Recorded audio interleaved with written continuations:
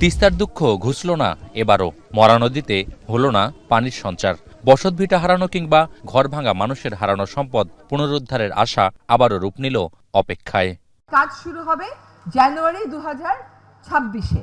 2025-এর জুলাই এক প্রকার ঢাকঢোল পিটিয়ে ঘোষণা দেওয়া হয়েছিল 2026 সালের জানুয়ারিতেই শুরু হবে তিস্তা মহাপরিকল্পনার কাজ, যেখানে বাংলাদেশ ও চীন সরকার যৌথভাবে বিনিয়োগ করার কথা ছিল। এই তিস্তা মহাপরিকল্পনার তবে চীনা রাষ্ট্রদূত সহ পানি সম্পদ উপদেষ্টার সবশেষ রংপুর সফরে স্পষ্ট হলো, সহসায় শুরু হচ্ছে না 1.5 দশক ধরে ঝুলে থাকা এই মহাপরিকল্পনার কোনো কাজ। যেটা গত 1 জানুয়ারি উদ্বোধন করার কথা তারা বলেছিল, সেটি কিন্তু হয়নি।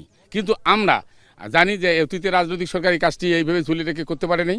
আগামীতে যে রাজনৈতিক সরকার আসবে তারাও কথা দিয়ে কথা রাখবে কিনা জানি না। সুতরাং এই আন্দোলন করে কিভাবে আদায় করতে হয় সে কাজটিও আমরা করব।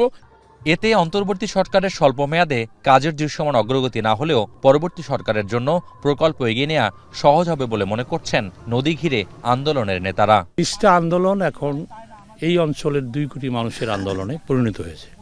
নদীর জন্য এত বড় আন্দোলন পৃথিবীর অন্য কোনো দেশে হয়েছে বলে আমাদের জানা নেই। এই অঞ্চলের মানুষ আন্দোলন করে হতাশাগ্রস্ত হয়, এখন বলতেছে এইটা আর জীবনে হবে না ভাই। জন্য মানুষের আলোর প্রদীপটা জ্বালিয়ে রাখার জন্য এই সরকারকে দ্রুত একটা বাস্তবায়ন করার জন্য উদ্যোগ গ্রহণ করা। আমরা মনে করি ভারত এবং চীনের মধ্যে যে মধ্যকার সম্পর্ক আগে এক সময় বৈরী ছিল, কিন্তু এখন কিন্তু সেই সম্পর্ক নাই।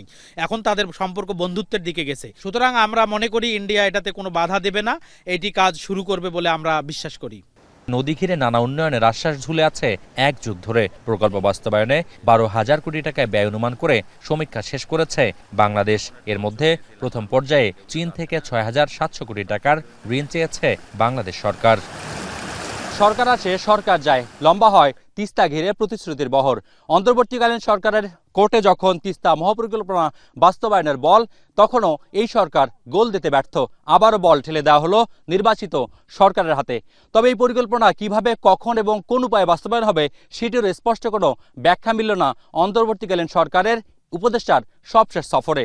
তাই আবারও অপেক্ষা, আবারও দিন গণনা তিস্তা বিদগ্ধ 5 জেলার 2 কোটি মানুষের। রংপুরের কাউনিয়া থেকে মোকাররম হোসাইন, এখন। 72 ঘন্টা ময়েশ্চার লক সমৃদ্ধ লিলি বডি ওয়াশ। শিয়া বাটারের গুডনেস স্কিন রিপেয়ার করে রাখে সফট ও গ্লোয়িং।